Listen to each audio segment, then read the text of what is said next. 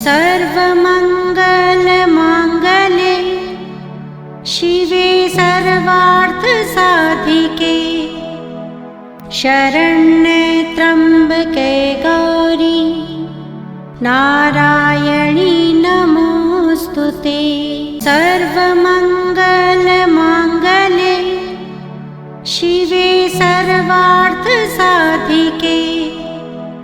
शरण्ये त्र्यम्बके गौरी नारायणी नमोऽस्तुते।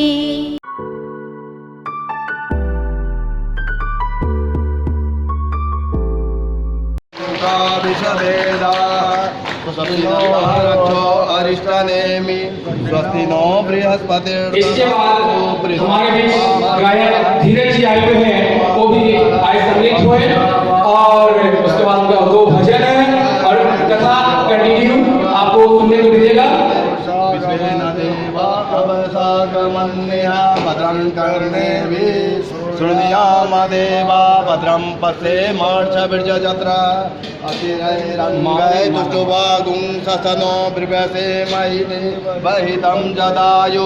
प्रज्वलित करने आइए आइए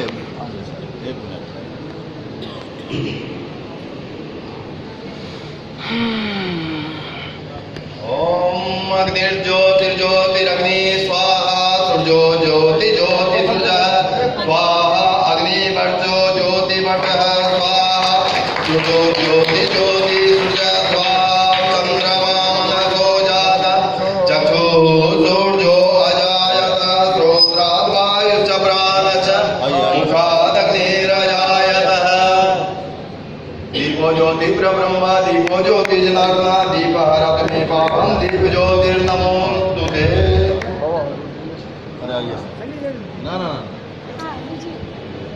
यदा यदा हि धर्मस्य ग्लानिर्भवति भारत, जब जब धर्म की हानि होती है तब तब मैं आता हूँ और जब जब अधर्म बढ़ता है तब तब मैं आता हूँ सनातन धर्मों की रक्षा।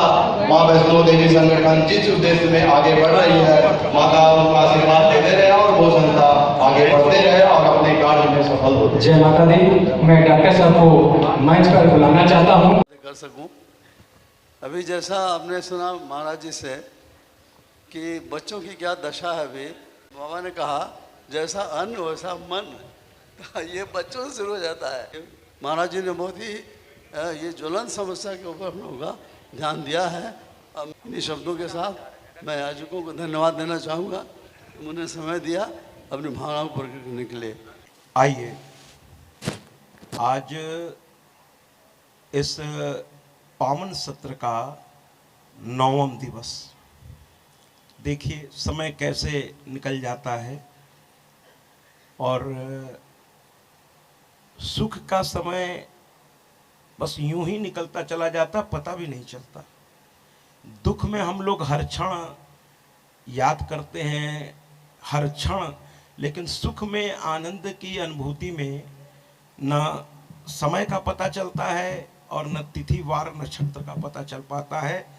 हम अपने आनंद में कुछ ऐसे द्रवीभूत हुए रहते हैं कि ये 9 दिन माँ की कथा में इतना पावन गुजरा गया कि इस धरती पर बहुत ही आदरणीय आयोजक मिले, सुनने वाले बहुत अच्छे श्रोता मिले और सहयोगी भी जितने यहाँ हैं वो सभी आदरणीय हैं, सभी प्रशंसनीय हैं। आइए सबसे पहले उस पराम्बा जगदम्बा, आज की कथा बहुत अच्छी है और मैं आपको विश्वास दिलाता हूँ कि जितना हो सकेगा अधिक से अधिक देवियों की कथाएं मैं पहुंचाकर ही माँ की कृपा से यहाँ से उठूंगा। इसलिए अपने अपने स्थान को जल्द से जल्द ग्रहण करें, क्योंकि शुरुआत से ही कथा बड़ी आज आपको मौका नहीं देगी महाराज। आज तो बस आनंद की वर्षा होगी, अपने आंचल को फैला लीजिए और उसको बटोर सकिए तो जितना हो सके बटोर लीजिए। सबसे पहले उस पराम्बा माँ जगदम्बा को मेरा प्रणाम। उस दिव्य अनुभूति को प्रणाम जो माँ ने मुझे यहाँ पर दी है। और मैं उनको नमन करता हूँ और उनसे आदेश मांगता हूँ कि सत्र के इस आखिरी दिन में हे माँ, मुझे वो शक्ति और सामर्थ्य दो, वो भाव दो, जिससे मैं आपकी कथा को लोगों तक पहुंचा सकूं और उस सुंदर भाव में उन्हें ले जा सकूं, उस सुंदर भाव में उन्हें ले जा सकूं। हे माँ, आपको मेरा सत सत प्रणाम। इसके साथ ही साथ माँ वैष्णो की उस 3 पिंडियों को, महाकाली, महालक्ष्मी, महासरस्वती, इन तीनों को मैं यहाँ से प्रणाम करता हूँ कि हे माँ, मुझे वरदान दो, मुझे दुलार दो और अपने आंचल का सहारा दो।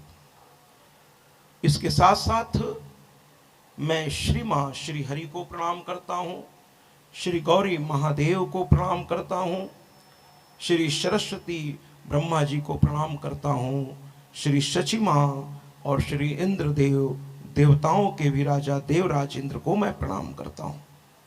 समस्त देवी देवताओं को मेरा प्रणाम है, समस्त नवग्रह को मेरा प्रणाम है और माँ प्रकृति को भी मेरा प्रणाम है, माँ अन्नपूर्णा को मेरा प्रणाम है, माँ तुलसी को मेरा प्रणाम है और श्रीमद् देवी भागवत महापुराण को मेरा प्रणाम है, श्री नर और नारायण को मेरा प्रणाम है, माँ सरस्वती को मेरा प्रणाम है, देवर्षि नारद को मेरा प्रणाम है, महर्षि वेदव्यास को मेरा प्रणाम है, श्री सूत जी महाराज को मेरा प्रणाम है, श्री शौनकादि 88,000 ऋषियों और समस्त संत मुनियों को मेरा प्रणाम है, श्री सुखदेव जी महाराज को भी मेरा प्रणाम है और इस राम दरबार में उपस्थित समस्त राम परिवार को भी मेरा प्रणाम है।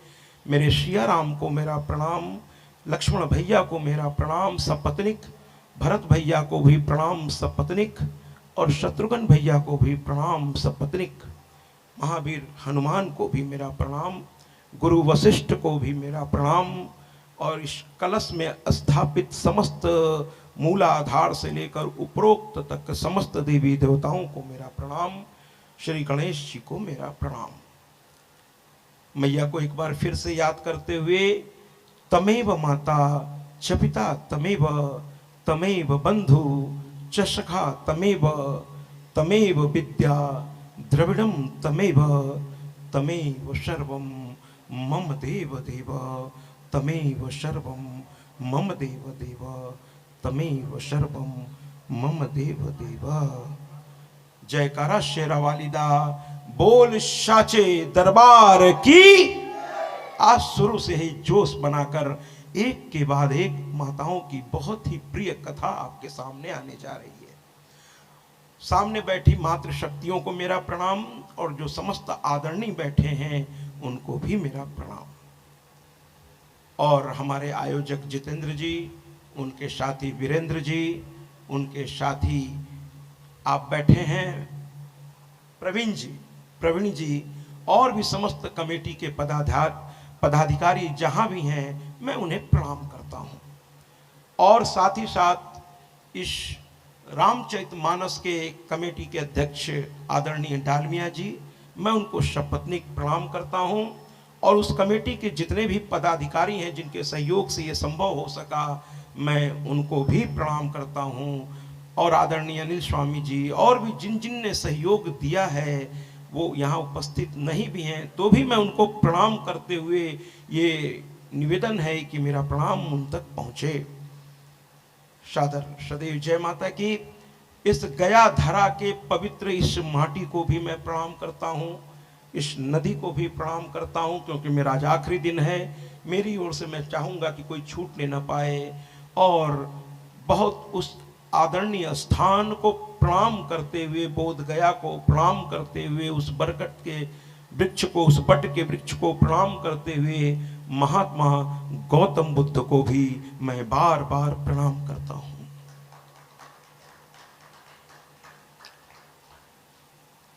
और यहाँ चूंकि पितरों के पिंडदान होते हैं तो ब्रह्मा जी द्वारा बनाए गए प्रथम 5 पितरों के साथ यहाँ उपस्थित समस्त मातृगण पितृगण समस्त मैं आप सबको भी प्रणाम करता हूँ, अपने पितरों को भी प्रणाम करता हूँ। मातृगण पितृगण मेरे माता पिता और मेरी धर्म पत्नी जो इस संसार में नहीं है उसको भी मैं प्रणाम करता हूँ। आइए अब कथा की ओर चलें। कल ब्रह्मा जी ने स्तुति की, स्वाहा देवी अभी आई नहीं है मित्रों। ब्रह्मा जी ने स्तुति की, मां आई। मां ने आते ही उनसे कहा, अरे पुत्र क्या चिंता है? कहने लगे कि देखो ना मां, सारी व्यवस्थाएं मैंने रच दी, फिर भी पता नहीं क्यों देवताओं का भाग देवताओं तक नहीं पहुंच पा रहा है महाराज, पता नहीं क्यों नहीं पहुंच पा रहा है। तो हमारी मां ने कहा, अरे इतनी सी बात, अरे पगले, ब्रह्मा जी से देखिए मां कह रही है, मां तो सबकी मां है और मां जरा दुलारती है तो उसके दुलार के अलग ही शब्द होते हैं। तो कहती है, अरे पगले, तुमने अग्नि देव का निर्माण कर दिया, बहुत अच्छा किया, फिर यज्ञ देव का भी निर्माण कर दिया, उससे भी अच्छा हुआ, और तुमने मंत्रों का निर्माण कर दिया, आहुतियों का सही सही विभाजन भी कर दिया, जिसका पालन ऋषि मुनि घर गृहस्थ के लोग सभी कर रहे हैं। उचित मंत्रों के द्वारा उचित आहुति डाली जा रही है। आज यज्ञ हुआ है बाहर, तो आहुतियां डाली गई, लेकिन फिर भी वो आहुति देवताओं तक नहीं पहुंच रही, जिनके पास पहुंचाने के लिए ये जो हवन में आहुति डाली जाती है महाराज, ये जलकर भस्म होने के लिए नहीं डाली जाती। ये आहुति हमारे देवगणों के खुराक है, उनका ये भोजन है।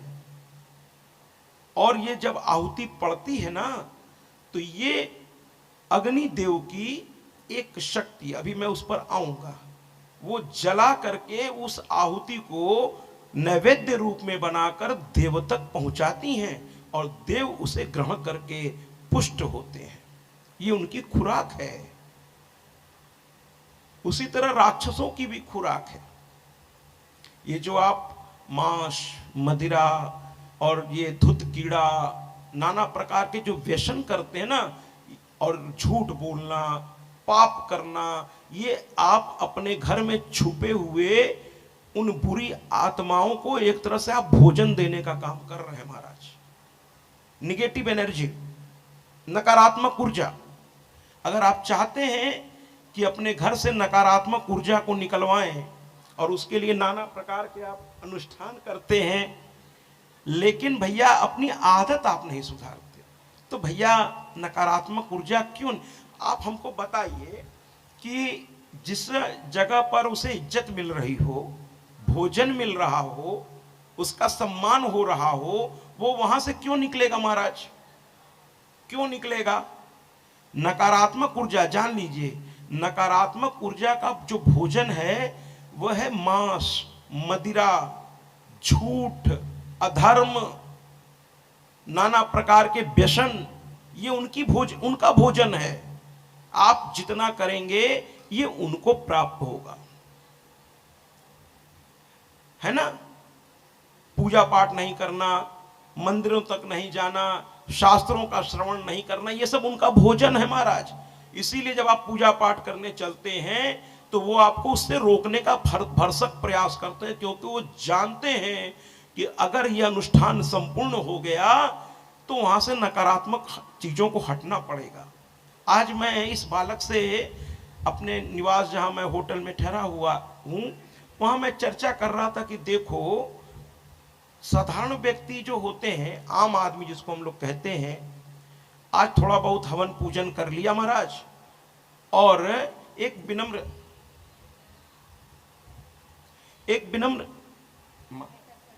माँ बाप माँ एक विनम्र निवेदन है, इधर से ना आए, तार खुले हैं, आप ही के हित के लिए वो कह रहे हैं। इधर से अगर आएंगे तो दिक्कत होगी। आप ऐसे आए, कोई रोक नहीं रहा, ऐसे आए, लेकिन कथा के दौरान अभी नहीं आए, कथा समाप्त होने दें, आप आइए, कोई नहीं आपको रोक रहा है, लेकिन एक तो इधर से ना आए और कथा के बीच में ना आए। कथा के बीच में ना आए। चलिए कोई बात नहीं, माँ को हम अब देखिए इससे क्या हो ना, कथा थोड़ी टूट गई, कोई बात नहीं, फिर से वापस करते हैं। आप सबका सम्मान है, आप सभी माँ के परम भक्त हैं, जरूर मिलिए मुझसे, लेकिन कथा के बाद, कथा के बाद वो भी इधर से नहीं, इधर सब तार लगे हुए हैं, आप ही के हित के लिए वो कह रहे हैं। वापस चलते हैं। तो मैं कह रहा था कि ये सारी व्यवस्थाएं, तो गलत चीज आप करेंगे तो आपके उस चीजों को पोषण मिलेगा, फिर आप कहेंगे हम परेशान हैं महाराज, उसके लिए नाना प्रकार के आप उपाय करेंगे, लेकिन अपने आचार को शुद्ध नहीं करेंगे, अपने व्यवहार को शुद्ध नहीं करेंगे, तो महाराज ये होगा ही होगा। आप कितना भी अनुष्ठान करा लीजिए, उनकी खुराक बंद कर दीजिए, अपने आप वो बीमार पड़ के आपका घर छोड़ देंगे। और उनका खुराक क्या है महाराज? असत्य, अधर्म, है ना, आपकी ईर्ष्या, ये सब उनकी खुराक है। इसको बंद कर दीजिए, वो भाग जाएंगे। और देवताओं को घर में बुलाना है, आज कथा में आएगा, भगवान श्री हरि ने खुद कहा है कि लक्ष्मी किसके घर से चली जाती है। मैं आज आपको बताने वाला हूं लक्ष्मी माँ की कथा, बहुत सावधान होकर सुनिए। आज माँ की कृपा से कथा बहुत ही आनंददायक आप तक पहुंचेगी, कथा बहुत ही आनंददायक। तो कहने का तात्पर्य यह है कि क्या नहीं करना है ये जानना बहुत जरूरी है।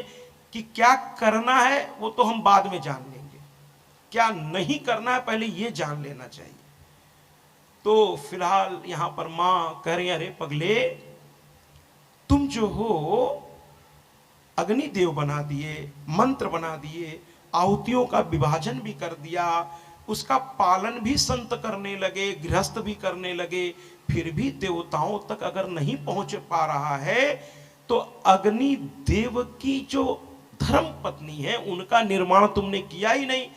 बिना पत्नी के पति अधूरा है।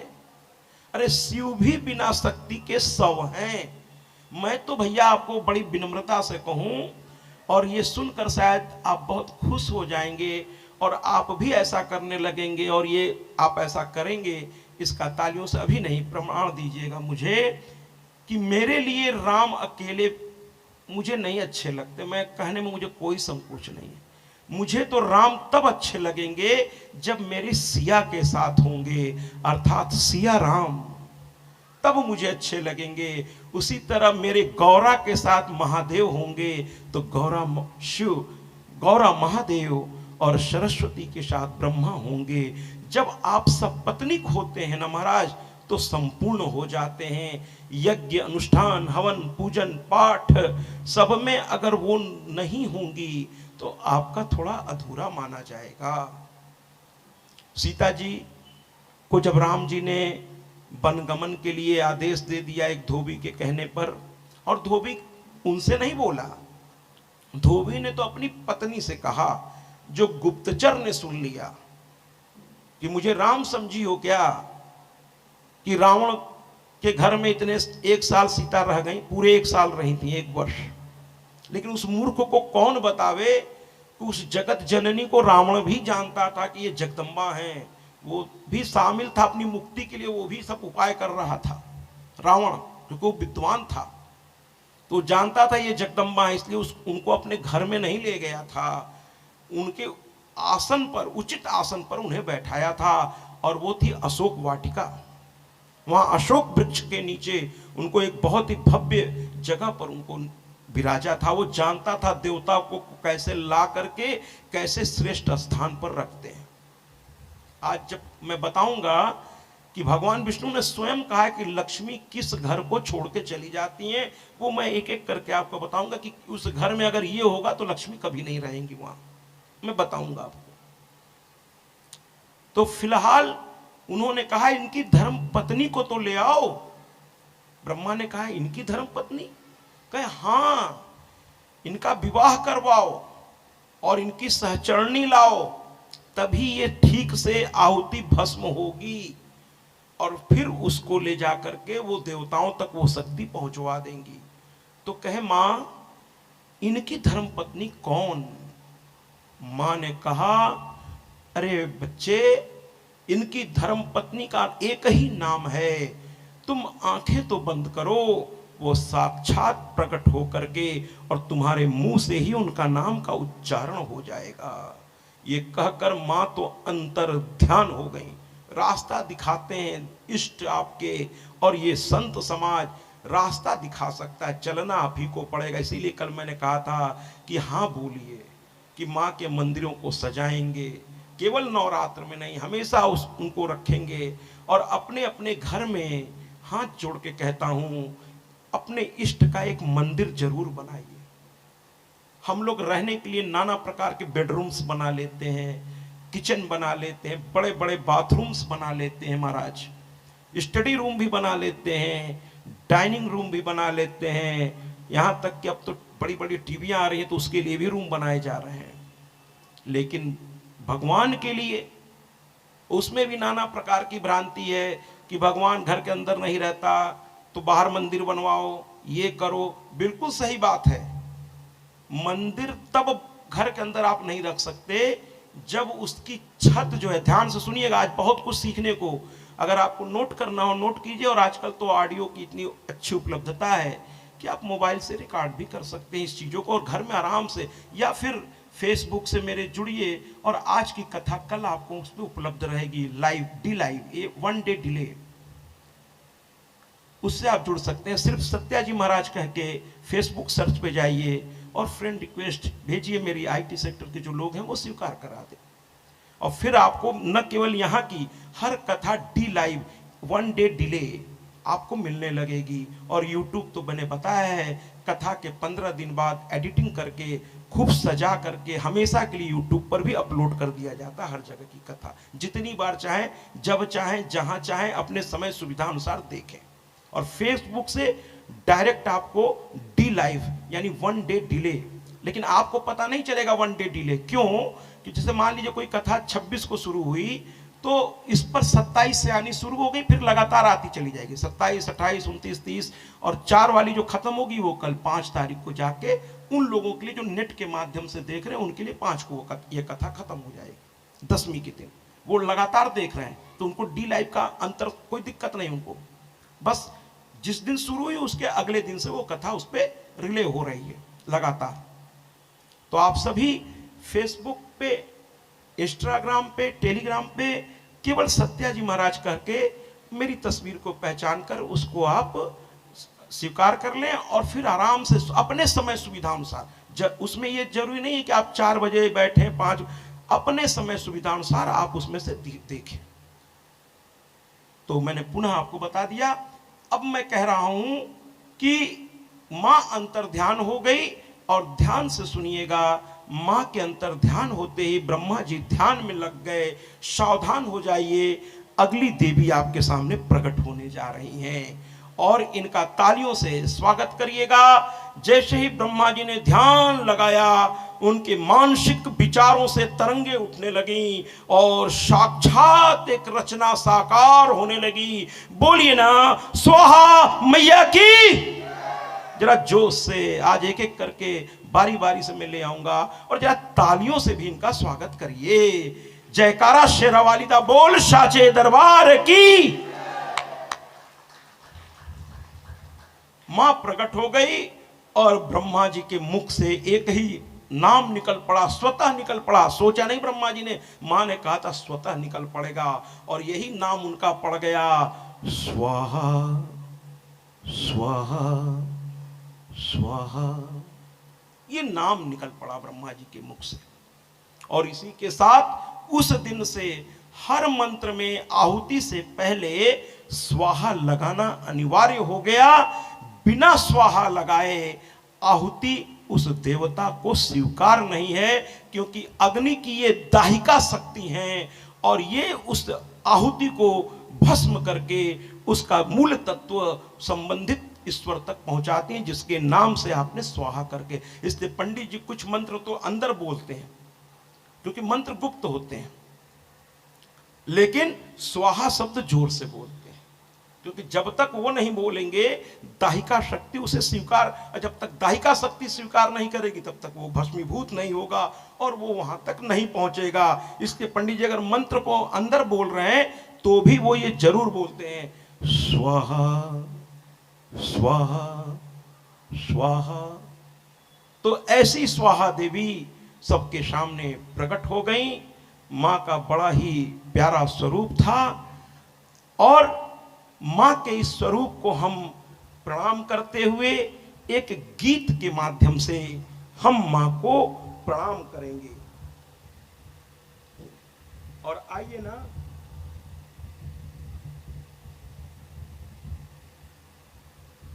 एक गीत अंबे मैया तेरी मेहरबानी रहे, क्योंकि स्वाहा ही हम लोगों की पूजा पाठ को, हवन की आहुति को वहां पहुंचाकर उनका आशीर्वाद आप तक पहुंचाने का कार्य करती हैं। इसलिए उनके चरणों में ये पुष्प अर्पित करते हैं।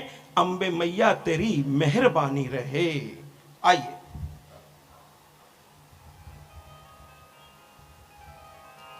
तो 17 देश इस कथा को 1 डे डिले से लेकिन देख तो रहा ही है। तो ये बात आपकी पहुंच रही है कि आप कितने जागरूक होकर इस कथा को सुन रहे हैं महाराज, कितना इस कथा को एडॉप्ट कर पा रहे हैं, यानी स्वीकार कर पा रहे हैं। तो विश्वास रखिए। पहली चीज मैंने कहा ना, मैं वो कथा लेके नहीं चलता कि एक था राजा एक थी रानी, दोनों मर गए, खत्म कहानी। आजकल करोड़ों नहीं अरबों रुपए लगा के फिल्में बनती है महाराज, लेकिन उसमें संदेश कहां है? एक काल्पनिक दुनिया, काल्पनिक बातें, और फिर अंत में 3 घंटा हजारों रुपए खर्च कर दिया आपने और निष्कर्ष लेकर क्या निकले कि आखिर ने कटप्पा ने बाहुबली को क्यों मारा।